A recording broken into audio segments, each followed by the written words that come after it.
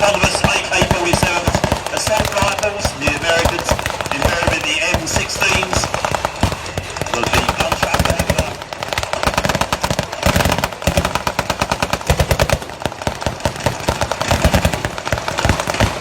As you can hear, 50 caliber machine guns.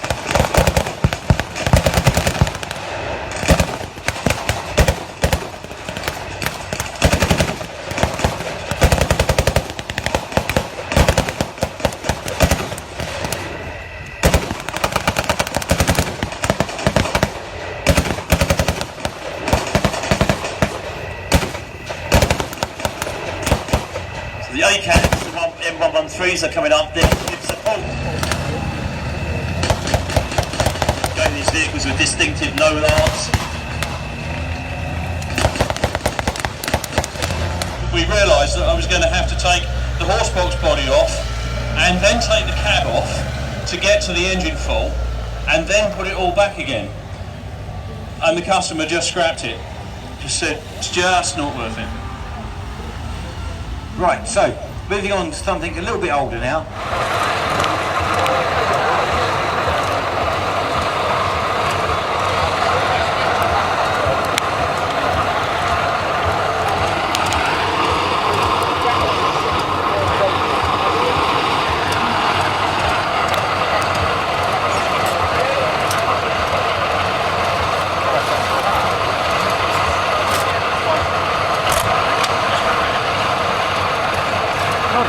See if that's recording on it. I'll edit that bit.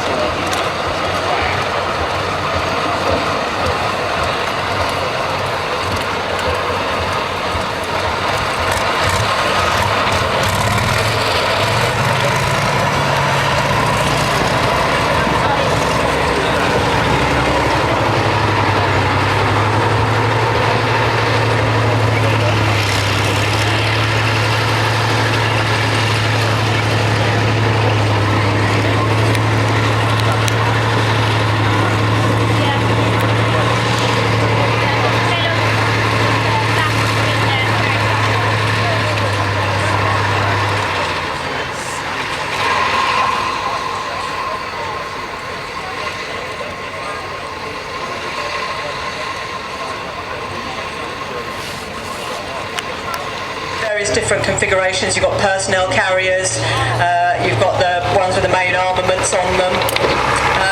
Basically they're the Austrian version of the 4.3 series that the British have adopted over the last sort of 35-40 years. A basic vehicle that can be configured to whatever purpose needed it to be, with just very little sort of changing of parts, but meaning that if any of the standard bits broke, needed replacing or anything else like that, or even just swapping over onto another vehicle, it was easily done with minimum fuss, minimum time, and of course minimum expense. It's true to say that every piece of armour since World War II pretty much has been copied or developed from, in some way, a piece of German armour. But these beat the Germans just on quantity.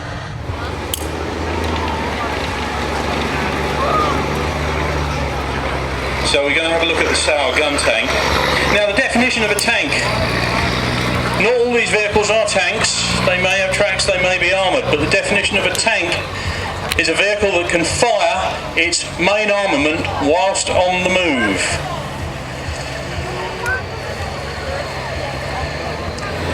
Give us some knowledge on this. You nearly got knocked out. So, built in 1966 by the Germans, was in the Austrian army in service until around about 2010, but the Greek army still uses them. 230 horsepower engine, turbo diesel. This version weighs 12 tonne with the turret, and obviously the other one is lighter. And as you know, they're very good fun to drive, and that's pretty much where we are. Is that right answer it? Absolutely. What's the calibre of the main armament? Now, usually... See, when they come up over a lump like that, you see the belly armour, and the belly armour is usually the finished armour. on an armoured vehicle. So if you're sighting an anti-tank weapon, you need to find really a place where you're going to see a vehicle do that, because as it comes up over that lump, you need to have your anti-tank gun sighted on the belly of the vehicle and let a shot go just as it comes up over the lump, aimed at the bottom of the driver's compartment, so you then stop the vehicle. Oh, typical. Late to the party as always. Yeah, but it's a CBRT, you'll forgive them. We know. Again, they are armoured to a degree. It's aluminium, but it is upgraded aluminium on the hull, which does provide some defence, but obviously not the same as the main battle tanks and as such. This one, I believe, has got a 30mm main armament on the front. British 4.3 series don't have the ability to do as such. Basically, a neutral turn means that it can turn pretty much on the spot within its own radius, pretty much. So, if they need... He's preempting, you see. He's not even thinking about it. He's preempting. He knows the drill. Looks like somebody's eyeing the top of his hair.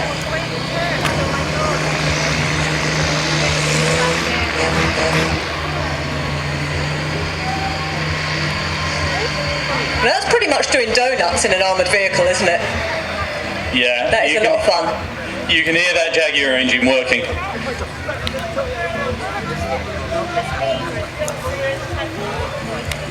Oh, he's going to try and do something a little bit more interesting. That shouldn't have a problem with that at all. No.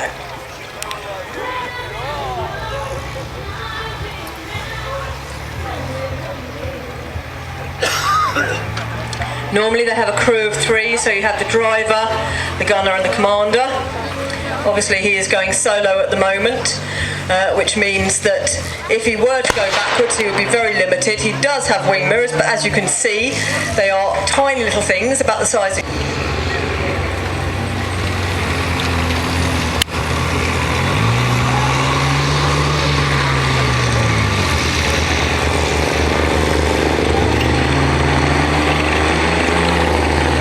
That's a bit better. He's at least stepped it up a gear.